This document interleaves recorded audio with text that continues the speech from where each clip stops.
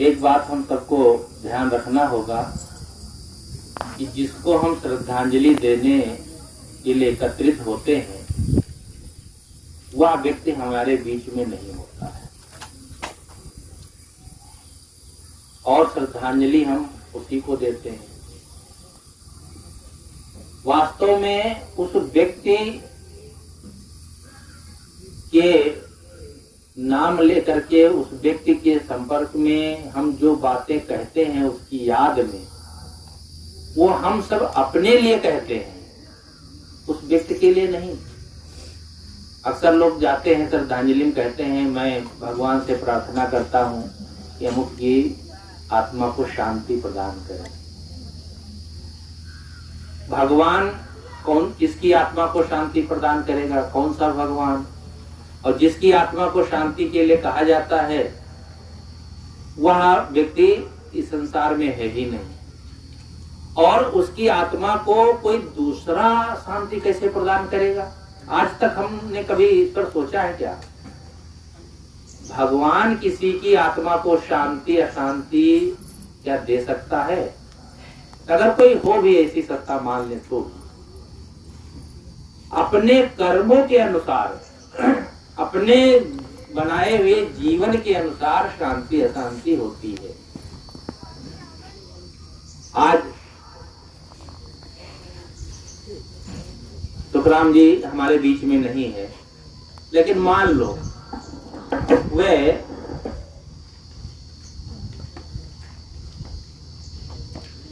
सूक्ष्म रूप से हमारे बीच में आ गए और बैठ करके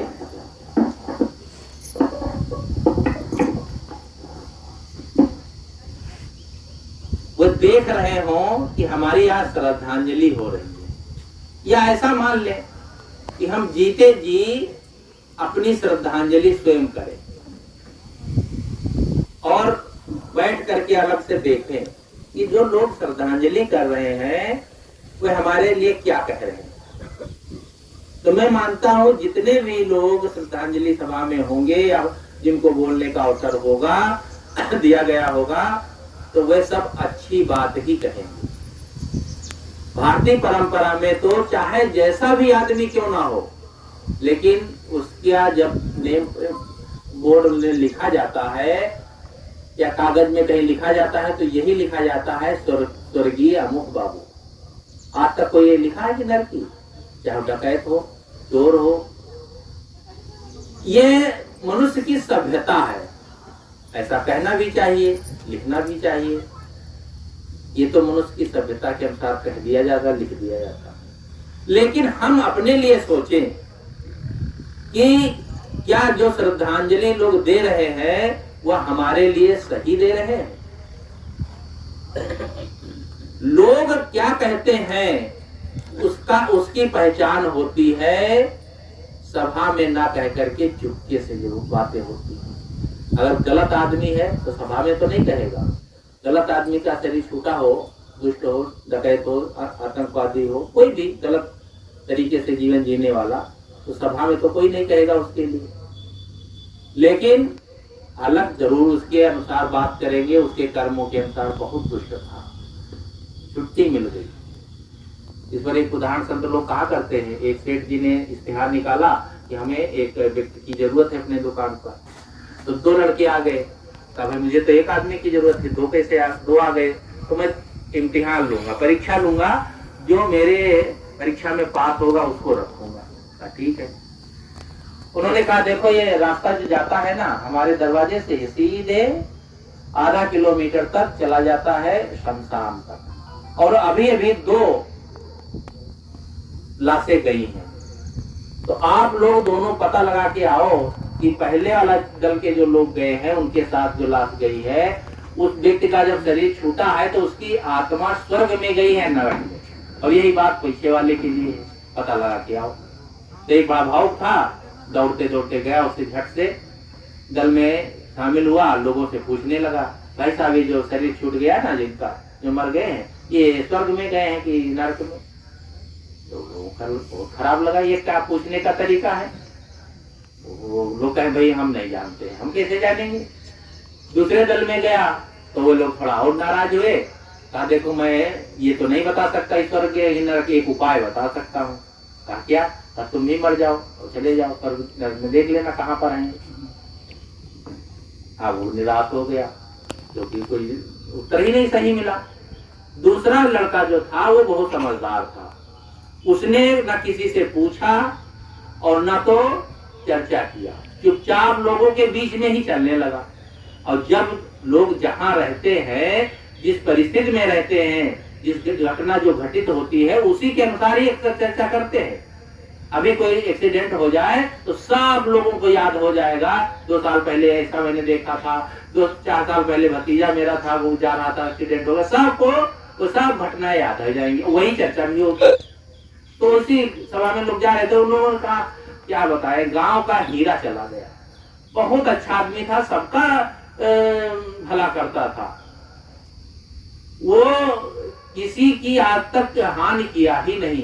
बड़ी प्रशंसा हो रही थी। उसने लिख लिया कि ये आदमी का जीव जो है स्वर्ग गया है। पीछे के लोगों में उसमें भी चर्चा हो रही थी, और आलोचना की, निंदा की चर्चा जब होती तो धीरे धीरे, अरे क्या बताए, गांव का काटा चला गया, छुट्टी मिल गई, उनकी आलोचना लोग कर रहे थे। उसने लिख लिया कि यह व्यक्ति का जीव जो है नरक गया। दोनों गए तो पहले वाले ने कहा भाई हमें तो कोई किसी ने बताया ही नहीं। कहा तुमको? कहा हुजूर मैंने तो पता लगाया है इस तरह से। कहा किस तरह से लगाया? तो जिस तरह से उन्होंने लोगों के बीच में चर्चा हो रही थी उसी बात को रखा। सेठ ने कहा बिल्कुल सही। कबीर साहब ने भी कहा सहदानी रहिगो बोल। पहचान क्या होती है? सहदानी पहचान क्या होती है लोगों की? लोग क्या सोचते हैं, क्या बोलते हैं, आपके लिए यह निर्भर करता है हमारा जीवन कैसा था। आज इतने लोग इकट्ठा हुए हैं, हम समझते हैं इसमें से कुछ ही लोग रिश्तेदार होंगे सरोज जी के, इसमें ज्यादातर उनके प्रेमी ही हैं। बहुत लोगों को मैं जानता भी हूँ। आज जैसे ही याद आई, ये श्रद्धांजलि सभा की बात आई, सब लोग इकट्ठा हो गए। और जिनको जिनको समय के अनुसार समय दिया जाएगा, वे सब लोग अपनी जो है अपने संस्मरण कहेंगे। और मैं जितने सालों से 15-20 सालों से तो जुड़ा ही हूँ, डॉक्टर साहब से जुड़ा तब से, और ये इलाहाबाद भी जाया करते थे, भक्त थे। तो जब से जुड़ा हूँ उनके स्वभाव को देखा हूँ, बहुत सरल स्वभाव, कभी गुस्सा करके बोलते ही नहीं देखा, बस शांत जीवन जिए और शांति का काम भी किए कि ऐसे जीवन नहीं कोई जी सकता है।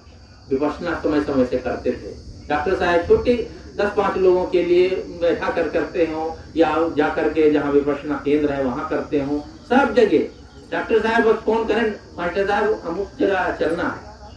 वे ये कभी नहीं कहे कि मौका नहीं है, तबीयत खराब है, क्या है। साधना, सत्संग और आध्यात्मिक क्षेत्र के लिए तो वह बिल्कुल लगता था 24 घंटे तैयार रहते। मैं समझता हूँ ये बहुत बड़ा आघात हुआ है हमारे बीच में, वो नहीं रहे। और खास करके मैं डॉक्टर साहब के लिए सोचता हूँ कि एक व्यक्ति जो था कि कभी भी इनको नहीं सोचना पड़ता था कि हमारे साथ में चलने वाले के लिए किसी को कहना पड़ेगा। और वह सुखराम जी के लिए जब भी कभी चर्चा करें बस तुरंत, कहीं भी मैं डॉक्टर साहब को देखा तो वो जरूर साथ में दिखाई दिए। और उन्होंने ये साधना की, विपश्यना किया। विपश्यना, ध्यान, चिंतन सब बात एक ही है। और अपने जीवन को जैसा जीना चाहिए वैसा जी करके दिखाए। परिवार में रह करके, और परिवार में तो क्या, वे गृहस्थी जीवन में रह करके भी परिवार के झंझटों से सदा अलग ही रहे। सब कुछ करे, किए, सेवा किए और सब व्यवस्था किए, लेकिन अपने मन को बिल्कुल अलग रखे। ऐसा जीवन उनका हमने देखा है। ऐसा ही जीवन जीने का प्रयास करना चाहिए। हम अपने को अलग रख करके देखें कि लोगों के बीच में हमारी क्या पहचान होगी। यही श्रद्धांजलि है। अभी हमारे साथी ने कहा आए हैं तो जाएंगे, कबीर साहब ने भी कह दिया आए हैं तो जाएंगे। राजा रंग फकीर और एक सिंहासन चढ़ चला, एक बंधा जात जाइए। राजा हो, रंग हो, फकीर हो, सभी को जाना है, लेकिन एक सिंहासन पर बैठ करके यानी शुभ कर्म करके इससे मुक्त होकर के जाता है, ये स्वरूपलीन कहते हैं, परिनिर्वाण को प्राप्त होकर जाता है। और दूसरा जंजीर में वासनाओं में बंध करके जाता है। भारतीय परंपरा में कहते हैं कि हमारे कंधे पर 2 पार्षद लिखते रहते हैं कर्मों को, आपने अच्छा किया कि बुरा किया। चित्रगुप्त 2 पार्षद हैं, बैठे रहते हैं। कल्पना की गई है कौन व्यक्ति किसके कंधे पर बैठा है। चित्रगुप्त कोई व्यक्ति नहीं है, ना कोई पार्षद है, ना कोई दूत है। चित्त के अंदर गुप्त रूप से जो वासनाएं अंकित होती हैं, वही चित्रगुप्त का लिखना है। मेमोरी में आप देखो कुछ भी बोलते हैं वैसे ही छप जाता है, कोई बदलाव नहीं होता है, और वो खराब भी हो जाती है कभी कभी। लेकिन हमारे मन की, हमारे हृदय की जो मेमोरी है, ये कभी खराब नहीं होती है और कोई कुछ बदलता भी नहीं है। जो आप किए, जो सोचे, जो आपने जीवन में समझा, वो सब कुछ सीधा रिकॉर्डिंग हो रहा है। नंबर 1, इसमें कोई गड़बड़ी होने वाली नहीं है। तो हम अपनी रिकॉर्डिंग को बहुत अच्छा रखें, क्योंकि बदलेगा तो है नहीं। ये नहीं है कि हम गलत करके रिकॉर्डिंग करके जाएं और हमें अच्छा मिल जाए। इसलिए रिकॉर्डिंग बहुत अच्छी होनी चाहिए। और ये हमारी समझ पर निर्भर करता है। जो हम सोचते हैं, जो हम करते हैं, सब कुछ रिकॉर्डिंग होता है।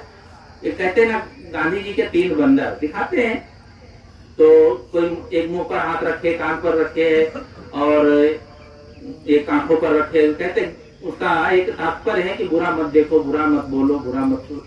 एक चौथा बंदर भी होता है, वो दिखाई भले न दे, वो सिर पर हाथ रखकर कहता है कि बुरा मत सोचो। ये बुरा बोलना, गलत बोलना और बोलना, देखना, कहना कब होता है? जब हमारी सोच गलत होती है। हमारी सोच सही होगी तो हमारे जीवन से कभी भी गलत हो नहीं सकता। तो इसलिए हम अपनी सोच को ठीक रखें, यही उनके प्रति श्रद्धांजलि होगी। और इस जीवन पे जाएंगे तो कुछ लेकर नहीं जाएंगे। वैसे तो खाली हाथ आए, मुट्ठी बांध के आए, तो उसमें भी कुछ सोना चांदी नहीं है। और जब जाते हैं तो हाथ खुले हो चाहे मुट्ठी बंदी हो तो भी नहीं जाता है। बाहर की चीजें नहीं जाती हैं बंधुओं, लेकिन एक चीज साथ में आई है और एक चीज साथ में जाएगी। सबके वो कर्मों के संस्कार आए हैं लेकर के, और वही जो किए हैं, आज कर रहे हैं, वही कर्मों के संस्कार लेकर के हम जाएंगे। मनुष्य में और मानवेतर प्राणियों में यही अंतर है। मनुष्य कर्म करता है, नए कर्म बनाता है और ये कर्मों का फल भोग जीवन में पाता है और आगे भी भोगता है। पशुओं में ऐसा नहीं है। पशु तो बस प्राकृतिक जीवन जी रहे हैं, ना वो नए कर्म करते हैं ना गलत कर्म करते हैं। उनका वैसे प्रकृति का जीवन है। उनसे मनुष्य जीवन बड़ा संवेदनशील है, यहाँ गलत कर्म न होने पाए, ये बहुत ध्यान रखना है। और यही पछतावा ना हो। औरंगजेब जब मरा तो कहते हैं कि उसे ये भय लगता था कि गाय मारने आ रहे हैं, हिंदू मारने आ रहे हैं, क्योंकि उसने वही गलत कर्म किया था, मारकाट किया। सिकंदर संसार से गया तब उसको यही भान कराया संतों के द्वारा हुआ था कि संसार से कुछ नहीं जाएगा। तो अंतिम में उसने यही कहा था, कहानी तो कहने की जरूरत नहीं है, कि जब मैं इस संसार से जाऊं, मेरी अर्थी सजाई जाए तो मेरे दोनों हाथ बाहर कर दिए जाए, जिससे संसार के लोग देख लें। जो पूरे विश्व पर कब्जा करने वाला सिकंदर जब इस संसार से गया तो दोनों हाथ खाली, इकट्ठे कर जहां के जर सभी मुल्कों के माली थे। सिकंदर जब गया दुनिया से, दोनों हाथ खाली थे। क्या वही था? खाली हाथ जाता, सब लोग खाली हाथ जाएंगे, किसी का कुछ जाएगा नहीं। इतना सुखराम जी का परिवार ये सब था, लेकिन कहाँ कोई किसी के साथ जाता है? कहीं कोई साथ नहीं जाता है, केवल उसके कर्म ही साथ में जाते हैं। इसलिए अपने कर्मों को हम सुधारें, ये बात हमें ध्यान रखना चाहिए। कहीं जीवन में गलत कर्म ना होने पाए। सिकंदर की बात नहीं है। कहते हैं 2-3 लड़के पढ़ने जा रहे थे और आपस में विनोद करने लगे, चर्चा करने लगे। कहा भाई मेरे जो पिताजी खत्म हुए थे ना, तो 10 लाख रुपए छोड़कर गए थे। 10 लाख रुपए थे बैंक में उनके नाम। तो दूसरे था बस, अरे मेरे दादाजी खत्म हुए थे तो 50 लाख रुपए बैंक में छोड़ के गए थे। तो तीसरे ने कहा अच्छा बस, अरे मेरे जब दादा खत्म हुए थे तो पूरी दुनिया छोड़ के चले गए थे। है तो मनोरंजन बात उस बच्चे की कितनी अच्छी है। अरे कोई 10-5 लाख रुपए बैंक में छोड़ेगा, बाकी जेब में रख के ले जाएगा। अरे कफन में तो जेबें नहीं होती, रखेगा। पूरी दुनिया छोड़कर, यानी सब कुछ छोड़ के जाना है, केवल अच्छे संस्कारों की पूंजी हम इकट्ठा करें।